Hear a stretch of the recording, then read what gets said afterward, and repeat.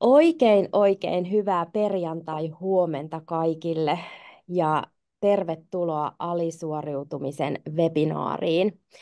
Ja kiitos suunnattomasti etukäteen saamistamme kysymyksistä. Niitä on tullut runsaasti ja yritetään tässä webinaarin aikana vastata ennakkokysymyksiin. Ja kun teillä tulee ajatuksia, kysymyksiä, oivalluksia mieleen, niin käyttäkää tässä webinaarin aikana tuota chattia. Me ollaan varattu tuohon loppuun hetki aikaa, jolloin sitten käydään näitä kysymyksiä vielä tarkemmin läpi.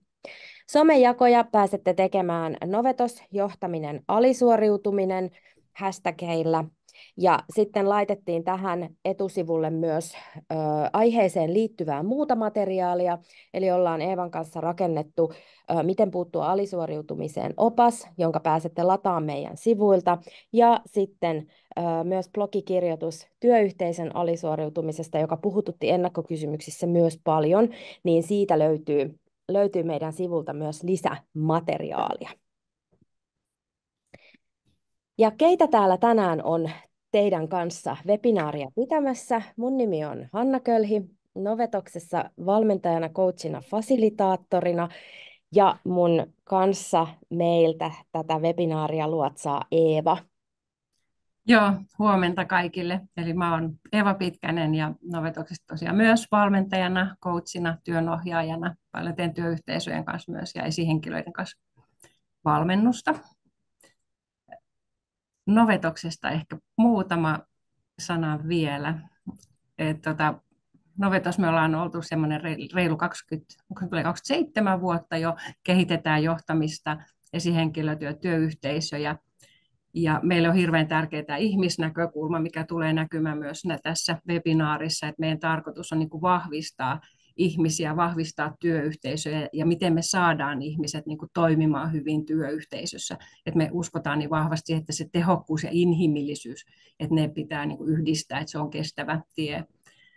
Ja sitten vähän noista etukäteiskysymyksistä huomasimme, että hyvin on erilaisia tilanteita, että ei ole ehkä semmoista patenttiratkaisua, että aina kun teet näin, niin sitten näin, vaan on hyvä niin kuin ymmärtää se kokonaisuus, se yrityskulttuuri ja se ryhmädynamiikka siellä.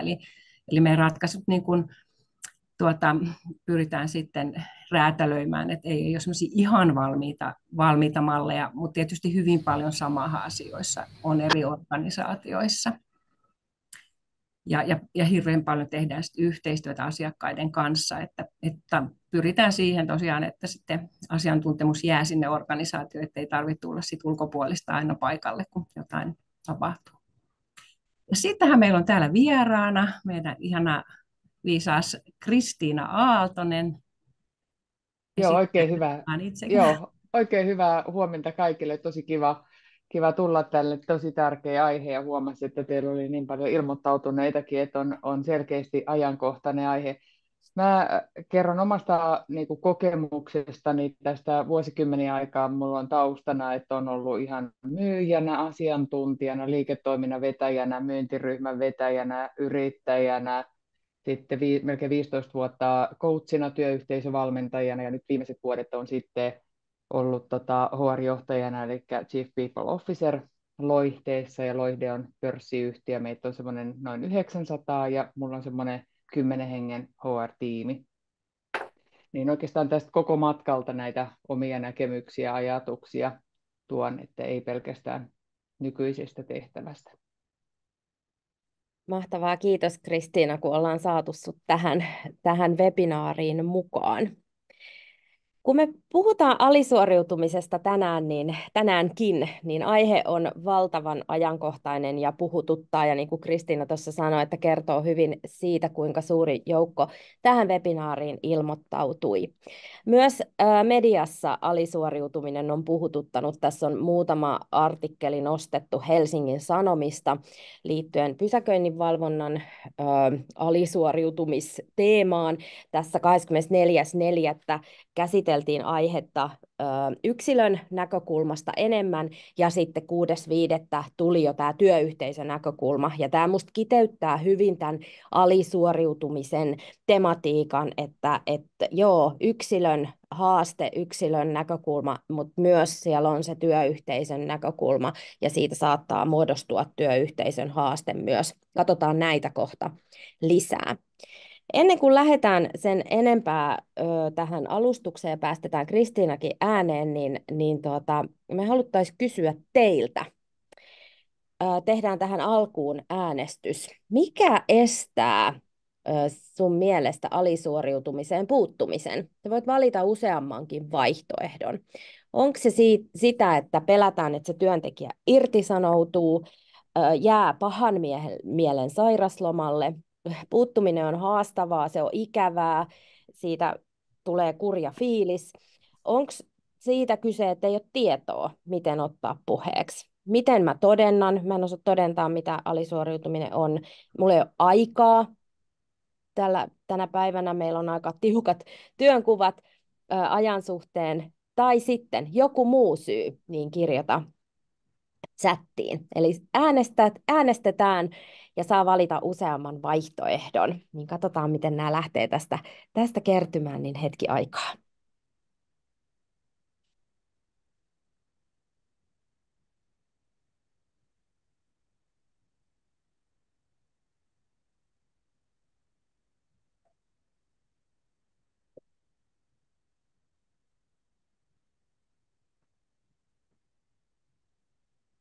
Ja vielä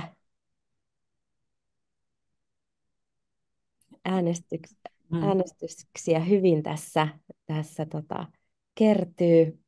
Joo, nyt alkaa jo tasaantua. Joo, mutta meillä on itse asiassa aika korkea prosentti. Joo.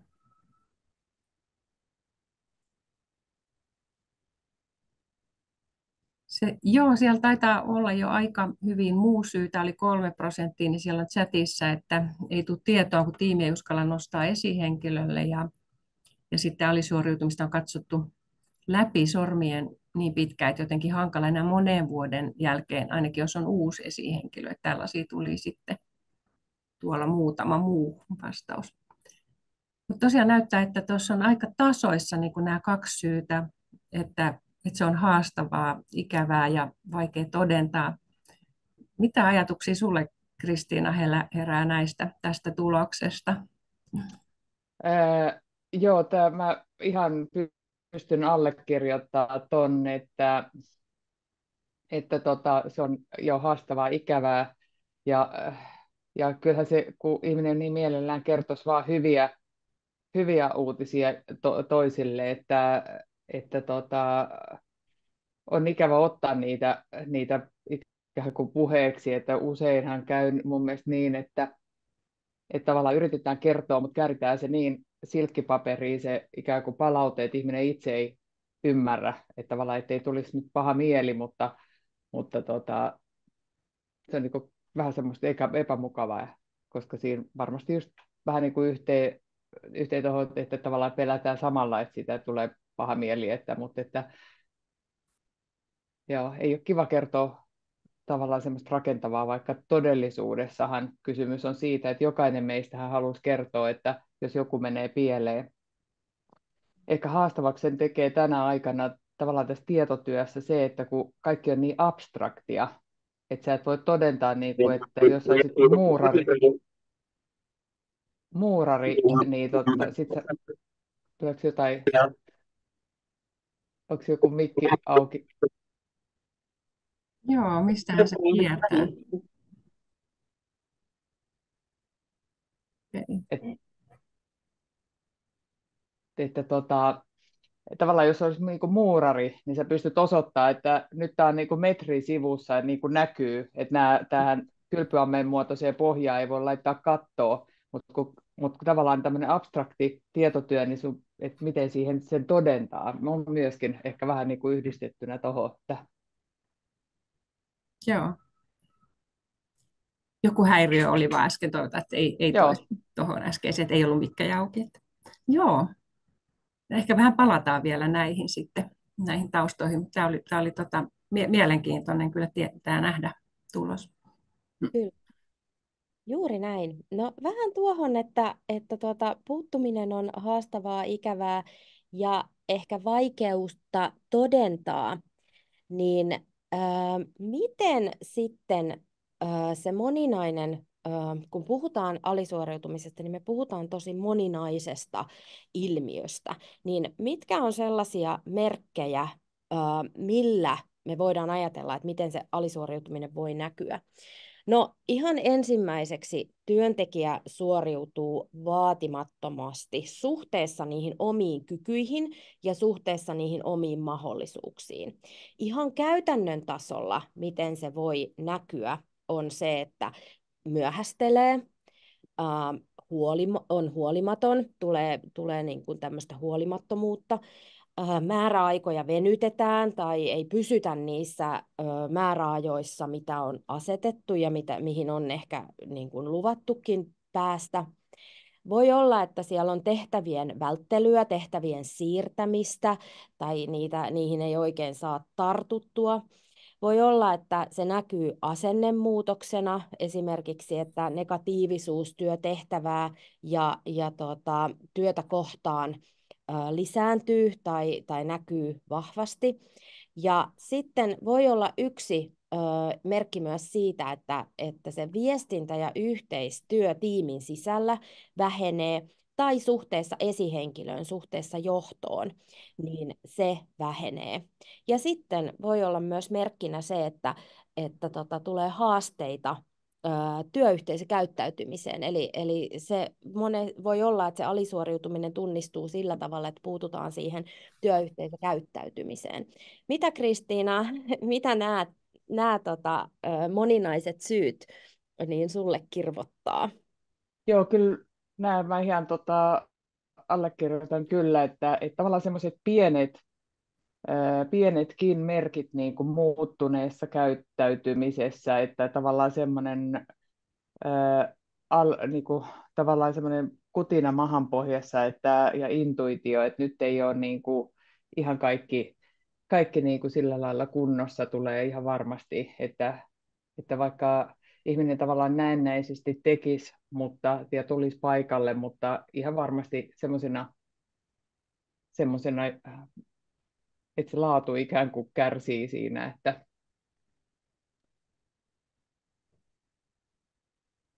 ihan varmasti ymmärrän ton, että on kokemusta myös noista, että aina vähän myöhässä ja tehtävät välttää, kysytään kuka ottaisi tästä nyt pallon ja lähtisi viemään, ei ole vapaaehtoinen ja asenne on kyllä just näin. Mielenkiintoista kuulla sit lisää, miten se näkyy sit myös siellä HR:ssä ja varmaan siellä tai myöhemminkin niin otetaan vähän lisää siitä etätyön Joo, näkökulmasta, mutta mennään vaikka sitten vähän sun kokemuksiin ja siellä joo, kuulla. Ja lisäksi kun tätä etukäteiskysymyksessä muutamat kysyivät, että miten tämä etätyö joo, näkyy. joo, se on just näin, että ehkä tuossa justiin tämä, miten se näkyy tässä HR:ssä, niin usein se tulee, että se on jo tilanne eskaloitunut ja sitten ollaan HR:n yhteydessä ja kun me kuitenkaan HR:nä ei olla siinä jokapäiväisessä arjessa siellä, niin sitten me tullaan vähän niin kuin ulkopuolelta sinne ja todetaan, että tämmöinen on tilanne ja nyt lähdetään, että tuossa kun tullaan sitten vähän, että mitä voisi tehdä, niin kyllä se kaikki lähtee siitä niin kuin johtamisesta. Ja myös tietysti vastuu myös siinä tiimissä, että kun näkee, niin nostaa lippua, mutta usein se on jo niin kuin tosi pitkällä siinä kohtaa. No sitten meillä on HR-järjestelmä, jossa on tietyt niin kuin, syklit, miten on määritelty sinne, että kun niitä poissaoloja alkaa sieltä ilmenee joko tietyn ajan tai sitten tietty niin kuin määrä peräkkäin. Et se on kyllä tosi hyvä, varsinkin jos on niin kuin paljon porukkaa, että on järjestelmät, jotka tukee sitä, että ne alkaa näkyä niin kuin ihan faktaa ja dataa siitä, että on paljon poissa. Ja kyllä se, kyllähän sitä palautetta alkaa sitten näkymään ja meilläkin on, kun on konsulttibisnestä ja muuta, niin asiakaspalaute alkaa tulee. Meillä on tosi hyvät projektipäälliköt esimerkiksi, niin sitten jos alkaa tulee vaikka, että hei, nyt on kaveri vähän myöhässä tai jotenkin siinä asiakastyössä, niin voi tulla siitä myöhästelyä, heikentynyt työlaatu, motivaation puute ja sitten tämmöinen niin kuin ehkä eristäytyminen, että tänä päivänä, että sitten kun yritetään saada porukkaa, että tultaisiin vaikka toimistolle, on tiimitapaamista tai jotain happeningeja ja sitten ei välttämättä henkilö tuu koskaan tai yhtäkkiä ei on aikaisemmin ollut eikä sitten enää tuukaan. No sitten tämä, mitä sanoin tuossa, että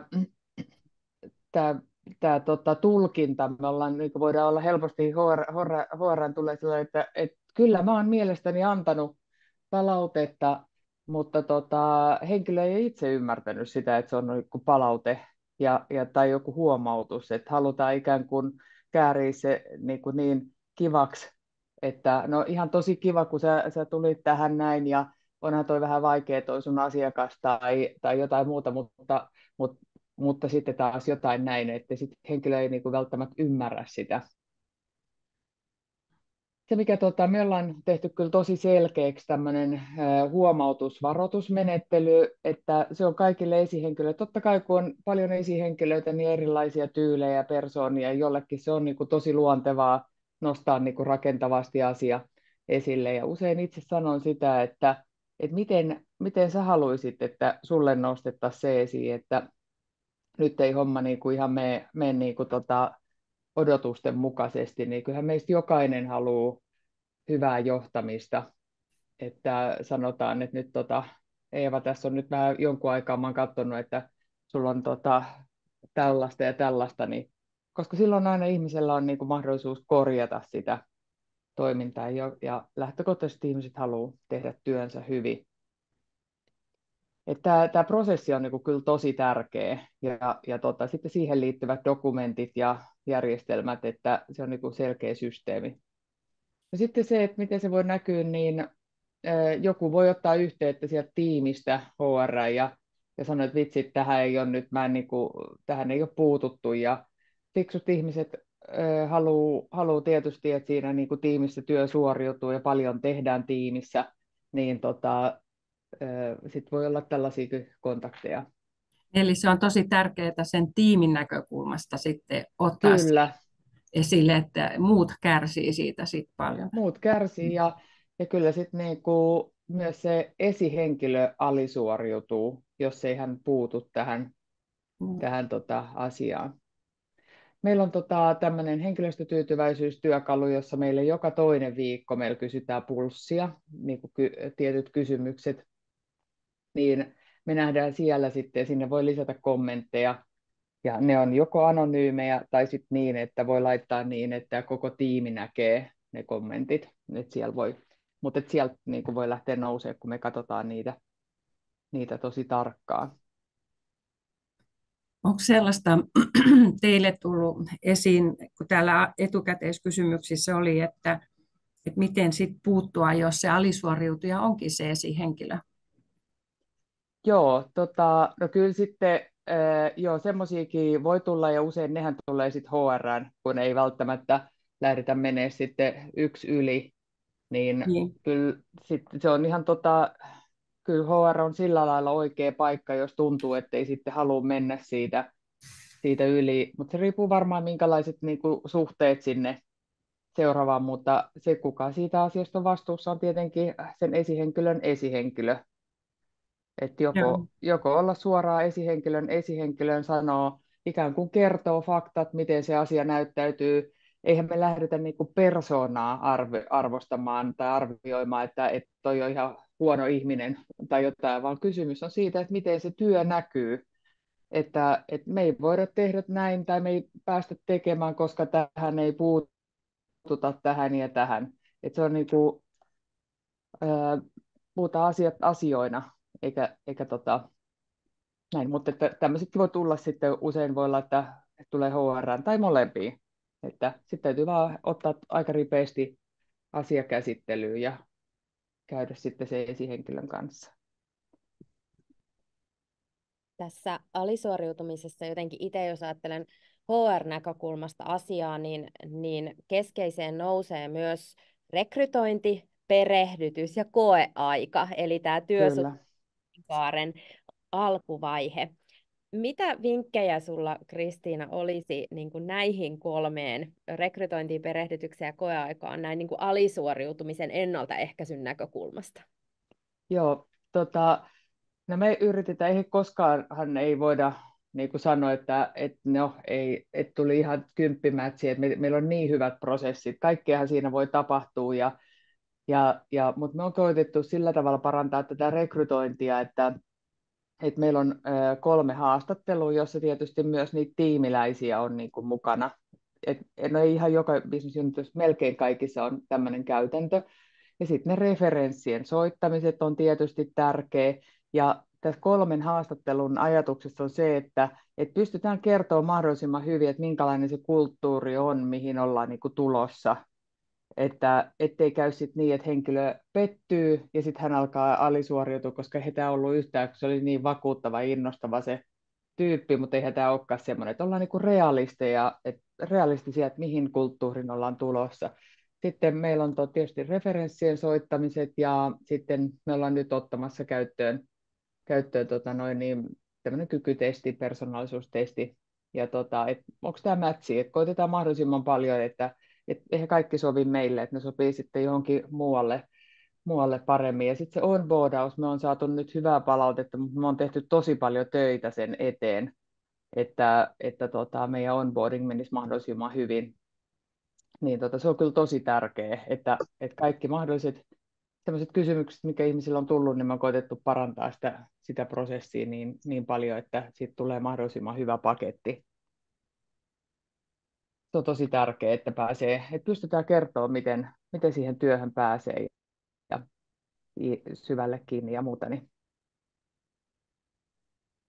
No, miten sitten koeajan käyttäminen? Koeaikahan on molemmin puolin semmoinen katsantoaika, että onko mä työntekijänä tullut oikeaan paikkaan, ja toisaalta työnantaja arvioi sitä, että ollaanko me mätsi ja lähteekö tämä tästä menemään, niin mitä vinkkejä sulla on niin kuin koeaikana, jos huomataan, että nyt on jotain, ei ihan niin ketterästi käyntiin tai on esimerkiksi asenteessa jotain haasteita, niin mitä Joo. siitä toimii? Kyllä siitä mä melkein sanoisin, että siinä kannattaa ottaa se palaute niiltä ihmisiltä, jotka on hänen kanssa tehnyt, ei pelkästään yhdeltä, eli siitä esihenkilöltä. Siinä on se vaara, että tulee sellainen, varsinkin jos on kiirettä paljon, niin ajattelee, että no ei toi ihan nyt niin kuin mätsi ole, mutta meillä on nyt niin paljon kiirettä, että kyllä se varmaan siitä muuttuu. Et se kannattaa ottaa sellainen, että kaikki ihmiset, jotka siinä tekee, se on myös reilu sille ihmiselle. Että tavallaan hän ei ole sellaisessa paikassa, joka ei kyllä sit niinku se homma ei toimi ja näin, että meillä on kyllä se, sit taas se, että me yritetään sitten auttaa siinä päätöksenteossa, että oot sä ihan varma, niin kuin varma, koska sitten siinä on aina se riski, että sitten niinku toivotaan ja kyllä se varmaan se on kuitenkin se on lyhyt aika, mutta se on riittävä pitkä aika, 5,5 vuotta, että niin nähdä, että sit siinä vaan niinku rohkeutta siihen päätöksentekoon.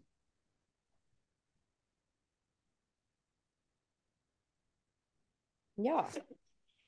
No, lähdetään seuraavaksi katsomaan vähän näitä hyvää havaittuja keinoja. Kristiina, kerro vähän näistä sitten. Joo, eli kyllä se kaikki lähtee siitä johtamisesta, ja erityisesti nyt niin kuin huomioiden tämä hybridijohtaminen, ainakin jos tietotyössä ollaan ja etänä paljon ja muuta, niin se on kyllä ihan se kaikki, niin kuin mä sanoin, että se esihenkilökin alisuoriutuu, jos ei hän puutu siihen. Ja tämmöisiä niin kuin hyviä kysymyksiä ja kysymystekniikkaa ja muuta ja semmoista rohkeutta siihen johtamiseen. ne aktiiviset ykköset on kyllä niin kuin, että sulla on semmoinen näppituntuma fiilis, että onko toi nyt just, että onko kaikki nyt ihan ok ja mikä se sykli sitten onkaan, onko se kuukausittainen tai joka toinen viikko, riippuu varmasti vähän siitä tiimin koosta ja muuta, mutta että se olisi niin kuin oikeasti säännöllistä. Ja kyllä niin kuin hyvää meillä ainakin aina toivotaan, että ja usein sovitaankin ne palaverit sinne toimistolle. Meillä oli tuossa viime viikolla kävi niin, että mä ihmettelin, kun yksi kaveri, joka asuu vähän kauempana, niin mitäs hän teki siinä toimistolla, niin se sanoi, että no kun tuo esimies unohti laittaa sen Teams-linkin, niin hän ymmärsi, että tämä onkin täällä toimistolla. Niin sitten se esimies sanoi, että ai vitsit, joo, mä en huomannutkaan, mutta tässähän kävi hyvin, että kun ei laita Teams-linkkiä, niin sitä ainakin nähdään toimistolla, että sitten tämä niin kun yhteistyö on ihan sika tärkeää, tämä HR-esihenkilöt ja luottamusmiehet, että käydään sitä hyvää rakentavaa keskustelua, koska se on kaikille niin kuin reilu, ja mehän ollaan täällä tekemässä töitä työnantajalle ja näin, niin että se saadaan semmoisen hyvän vuoropuhelu ja rakenteet, prosessit, dokumentit, kaikki tällaiset, ja sitten tietysti, että mekin hyvin usein, niin vedotaan aina, meillä on kulttuurikulmakivet, jonka pohjat, että esimerkiksi yksi niistä on reilua tasapuolisuutta, niin näihin kun pystyy vetoamaan, että miksi meillä arvot tai DNA tai kulttuurikulmakivet, niin nämä on meille tosi tärkeät ja me halutaan oikeasti, että ne näkyy meidän arjessa. Me ollaan kehitetty tällaisiin, kun huomattiin, että oli vähän näitä tulkintoja, että henkilö ei oikein itse huomannut, että oli tullut huomautus, niin meillä on tämmöinen performance improvement planning prosessi ja lomake. Eli siinä tulee myös allekirjoitus, eli siinä on ajatuksena se, että miten se suoriutuminen on näkynyt, mitä siinä ei ole niin hyvin, eli mitä pitää kehittää, miten kehitetään, mitä koulutusta järjestetään, koska meillä on niin sitten tsekki, eli tarkastuspiste siihen, on se sitten tyypillisesti 2 viikon päästä tai kuukauden päästä tai miten onkaan, mutta se on niin kuin lomake, jonka molemmat allekirjoittaa, työntekijä ja esihenkilö. Onko se, Ja Kristiina, tuossa lomakkeessa huomioitu se vai erikseen, kun täällä jo tämmöinen hyvä kommentti tuli, että voi olla myös kysymys jaksamisongelmasta? joo. Eli sitten se oikeastaan, sitten toi seuraava kohta, eli mä en tiedä miten teillä on käytössä, mutta meillä on varhaisen välittämisen malli, jotkut käyttää varhaisen puuttumisen mallia tai muuta, niin meillä on tehty niin kuin nyt aika hyvin me ollaan työeläkeyhtiön kanssa, heillä on tosi hyvää matskua olemassa tässä, eli me koulutetaan ihmisiä, että miten sä otat puheeksi asioita, josko se on niin kuin jaksamisesta tai joku tilanne niin päällä, niin että miten me kysytään oikealla tavalla. Mutta tuo performance improvement planning on siitä niin kuin hyvä, että se on tavallaan se on prosessi ja sitten se on ihan selkeä se vuorovaikutus siinä. Ja sitten sanoin, että me puhutaan nyt työn suorittamisesta, me ei puhuta niin kuin henkilöstä ja muuta, niin ja millä tavalla se pitäisi mennä. Niin sitten on ihmiselle järjestetään mahdollisuus parantaa toimintaa. Mutta sitten on tietysti tämä niinku jaksamisasia, mikä on niinku super tärkeä, että esihenkilö osaa kysyä oikealla tavalla sitä ja tukea siinä. Et sitten on työterveydessä sitten omat prosessit työterveyden kanssa, että miten lähdetään sitten sitä asiaa viemään. Mutta tärkeää varmasti löytää se syy, että tiedetään sitten, että kun tehdään oikeanlainen diagnoosi, niin tiedetään, että millä lailla sitä pitää hoitaa. Työterveys muistuttaa usein tässä vaiheessa, kun ollaan toukokuuta, että kesä on tulossa ja jos on lämmin kesä, niin sitten on aina se vaara, että tarvitaan päihdeohjelma asia puuttuu kesäloman jälkeen. Sekin on niin kuin tärkeä esihenkilöille työkalu, että miten sitten työterveyteen ohjaamiset ja muut. Tämä puheeksiottovalmennus esihenkilölle liittyy tähän varhaisen välittämisen malliin ja meillä on ainakin nyt syksyllä taas esihenkilöille tulossa tämmöinen hyvä kehityskeskusteluprosessi. Meillä on semmoinen, niin kuin, se vähän riippuu yksiköstä, mutta joissakin on vaikka kerran vuodessa se varsinainen kehityskeskustelu ja puolen välissä sitten on tämmöinen vähän tsekki-kehityskeskustelu, että missä mennään. Niin siinä pystyy myös niin kuin hyvin, että ihminen tietää myöskin, että mitä multa odotetaan ja miten mä oon tästä suoriutunut. Ja siinäkin on kyllä tosi tärkeää kysyä sitten palautetta muualta. Että jos on vaikka konsultti, niin miten sitten siinä projektiryhmässä tai parhaimmillaan asiakkaalta tai muuta, että henkilö saa sitten oikeanlaista palautetta siitä työn tekemisestä. Työterveysneuvottelut työterveyden kanssa, että se kannattaa kyllä, me rakennetaan parhaillaan tämmöistä tosi hyvää vuosikelloa että oltaisiin niinku siellä työkyvyn johtamisen näkökulmasta niinku kuskinpukilla, että me voitaisiin mahdollisimman paljon proaktiivisesti tehdä asioita. Luottamusmiesten kanssa kannattaa olla hyvissä väleissä ja rakentaa, koska heillä on tosi hyvä näkemys siitä, että mitä ihmiset puhuu ja mitä ne tarvitsee ja näin. Se, mitä on matkan varrella tässä vuosikymmeninä oppinut, on se, että kannattaa dokumentoida mahdollisimman paljon erilaisia vaiheita siinä, kun käydään keskusteluja ja muuta, että niitä voidaan sitten tarvita ja ne on sitten olemassa. Ettei se perustu vain siihen, että no, ei me kyllä tolleen juteltu siinä kyllä me näin, että joskus on sellainen, että jos käydään tällaisia keskusteluja, niin lähetetään jopa niin kuin sähköpostilla ja jopa allekirjoitukset, että näin me puhuttiin ja tällä tavalla riippuu tietysti vähän mikä teema menossa. Tuohon Mutta mä sitten on kysyä niin, kommentoida, kun te puhuit tästä dokumentoinnista, miten tärkeää se on myös siinä tilanteessa, jossa esihenkilö vaihtuu. Ja kyllä. tuolla vähän noita ennakkokysymyksiäkin, että miten toimia tilanteessa, jossa esihenkilö on vaihtunut useasti, kukaan ei ole oikein puuttunut ja nyt tuut uutena esihenkilönä siihen tilanteeseen ja huomaat, että tähän tulisi puuttua, niin vähän tähän liittyen, niin onko vielä jotain heittää käytännön vinkkiä? Joo, kyllä se voi olla myös, niin kuin, kun siinä oli sitten että oli se kommentti, että jos on vuosikausia, niin sitten on toisaalta hyvä, että jos se esihenkilö vaihtuu, niin hän tulee tavallaan tuorein silmin, koska todennäköisesti se ihminenkin on kärsinyt siitä, että hänelle ei ole kukaan sanonut mitään. Ja että jotain näin, niin kuin pahimmillaan siellä, että on sellainen tunne, että joku supattaa jossain ja tällaista, että jos se uusi esihenkilö tulee, niin hän kysyy sellaisia niin kuin tavallaan selviä kysymyksiä ja tulee niin kuin tuorein silmin siihen, että hei, vitsit, nythän tämä näyttää tältä ja tältä, että miten tähän on niin kuin päädytty ja mitä tässä voitaisiin tehdä nyt. Että tämä ei ole, kyllä tämä nyt, jos mä nyt sanon niin kuin Hanna, niin tämä ei näytä nyt ihan kovin hyvältä, koska tässä on tälleen ja tälleen. Että mitäs me voitaisiin tehdä yhdessä, että sulla olisi, mitä koulutusta sä tarvit, onko tämä oikea rooli sulle, että miten sä itse näetkö sä itse tässä 2 vuoden päästä myös tässä tehtävässä mikä tässä toimii ja mikä ei toimi ja mistähän tämä niin kuin johtuu, että voitaisiin alkaa tekemään sitä asialle.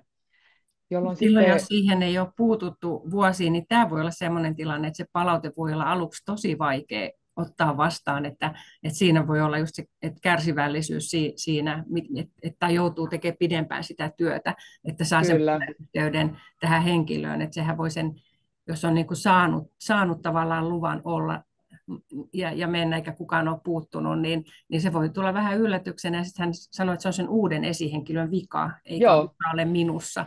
Niin sen takia tässä erityisesti tärkeää se, että miten sitä lähtee viemään sitä keskustelua. joo, Mm.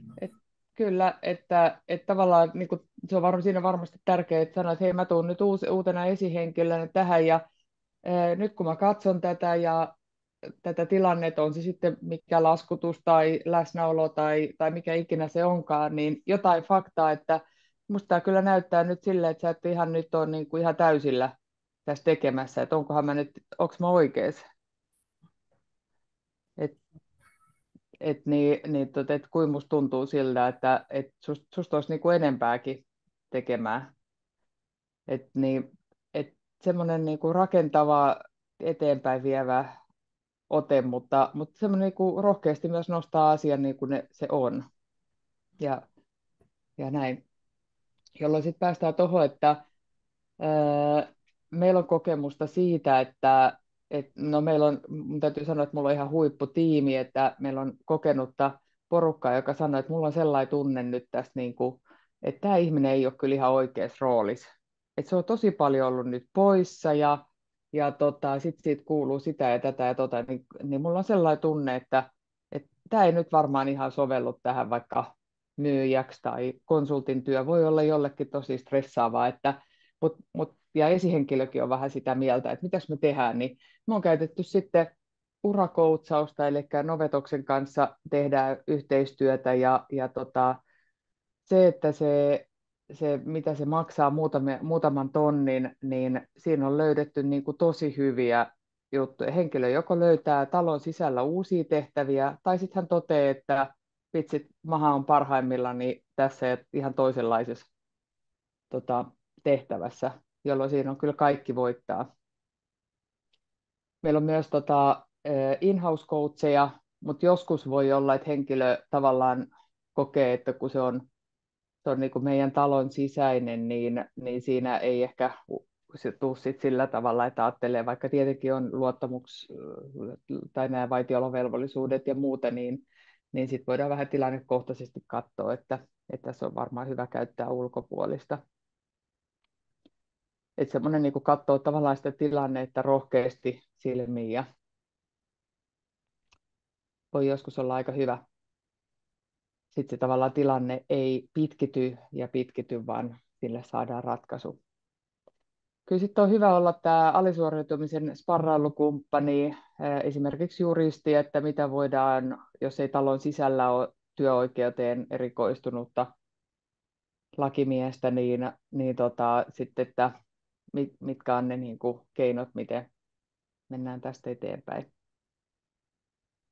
Jos lähtisi yhteenvedonomaisesti kiteyttämään tätä, mitä Kristiina ihan loistavia pointteja toit esille, niin kaikki lähtee siitä, että on yhteinen ymmärrys sekä työntekijä- että esihenkilön kanssa siitä, että mitkä ne on ne tavoitteet, mitkä ne on ne odotukset ja mikä on se rooli ja vastuualue, mikä työntekijällä on. Ja se, että se säännöllinen palautekulttuuri ja että se palautteen anto ja palautetilanne onnistuu niin hyvin, että ymmärretään puoli ja toisin, mistä on kyse. Että joskus korjaavan palautteen antaminen on haastavaa ja voi olla, että kuorrutetaan se niin kuin paljon, että ei tosiaan ymmärrä, niin kuin sanoit, että nyt on palautteesta kyse. Ja se, että kun puututaan alisuoriutumiseen, niin se on kestävyyslaji.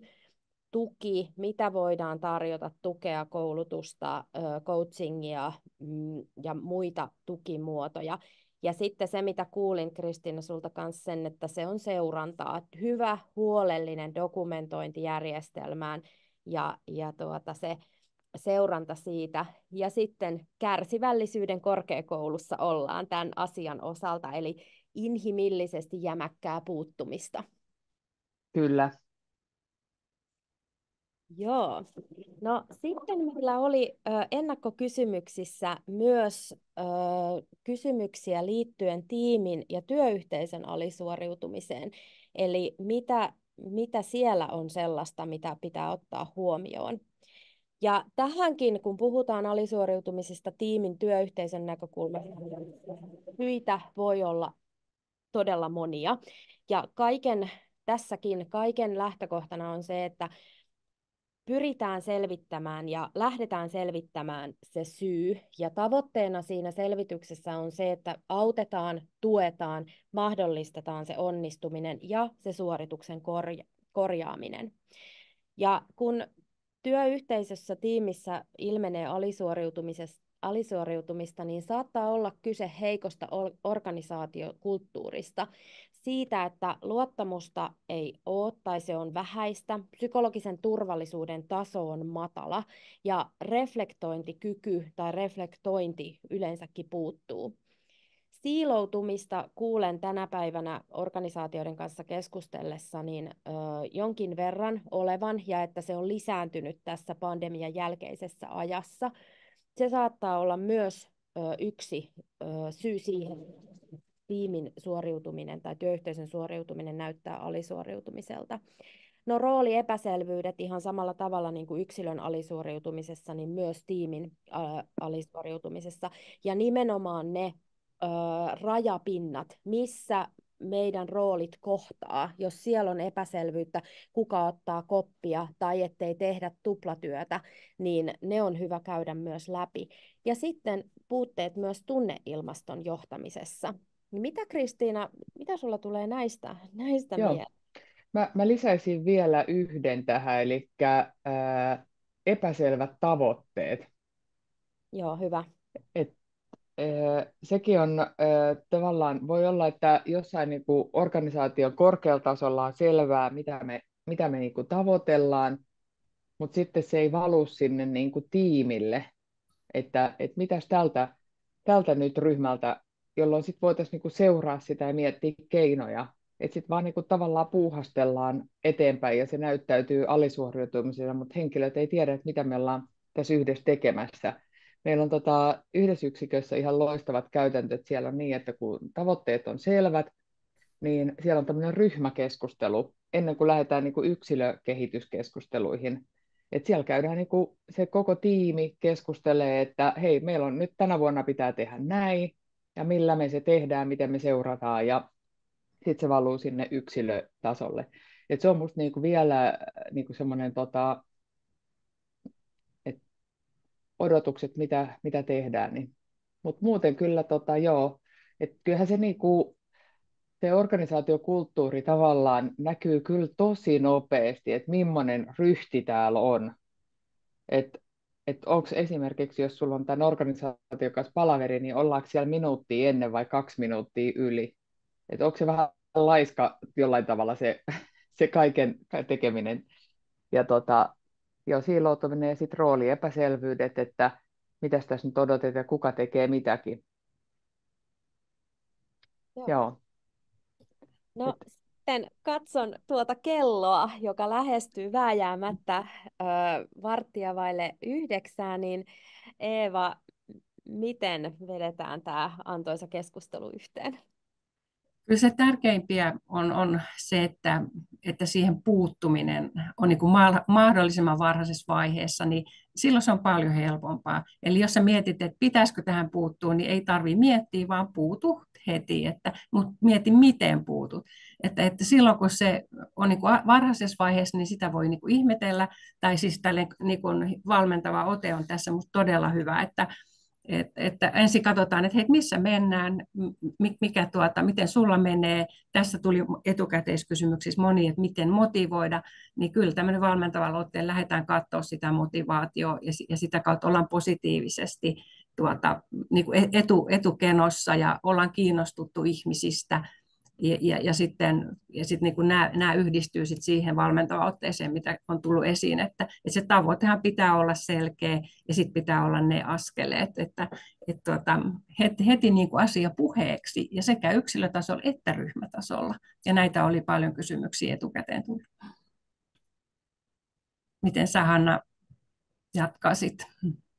No jotenkin ehkä se, että kyseessä on kestävyyslaji, jossa dokumentoinnilla on ihan valtavan iso merkitys. Ja myös se, että esihenkilönä ei pidä jäädä yksin sen asian kanssa, että organisaatiossa HR auttaa vertaistukea toisista esihenkilöiltä, on työterveys, on erilaiset ohjeet, järjestelmät, prosessit, jotka on siellä tukena, niin se on tosi tärkeää myös sen esihenkilön oman jaksamisen näkökulmasta. Ja kysytään vinkkejä tilanteisiin, joissa työntekijä ei ole samaa mieltä alisuoriutumisesta, vaan niin kuin hyökkää palautteen antaja vastaan, niin siinähän sen hyökkäys on tietysti puolustus, että siinä on monta syytä, että eikö sitä annettu ajoissa, tai sitten ei näe sitä omaa alisuoriutumista, niin sitten se on just, että ne etukäteis on tärkeää, että on selkeät tavoitteet, että mitä halutaan. Sinulla pitää olla niin kuin faktaa, että miten se on suoriutunut. Ja sittenhän on vielä haastavat tilanteet, että jos se on sellaista työtä, mistä ei tule esimerkiksi määrällistä, niin sitten se keskustelu tietenkin siitä. Mutta niihin ei ehkä sit se yksinkertaista syytä ole, vaan kaikki lähtee siitä keskustelusta siitä. Ja sitten jos joku hyökkää, niin sitten se on uusi keskustelu taas, että siinä ei voi vaan jättää puuttumatta sen takia, että pelätään, että toinen hyökkää, vaan sitten puhutaan siitä palautteen vastaanottamisesta. Ja jotenkin ajattelisin niin, että oikein johdettuna ja käsiteltynä alisuoriutuminen ja se prosessi voidaan kääntää mahdollisuudeksi oppia sekä yksilönä että yhteisönä. Kello on 9:15. Päätetään meidän virallinen osuus tähän. Me jäädään tänne linjoille kuitenkin vielä. Eli jos teillä on kysymyksiä, kommentteja tai haluatte kertoa omakohtaista kokemusta, niin nyt on siihen sitten hetki aikaa. Ja niille, keillä perjantaipäivän muut askareet odottaa, niin toivotetaan oikein hyvää perjantaita ja kiitos, että olit mukana.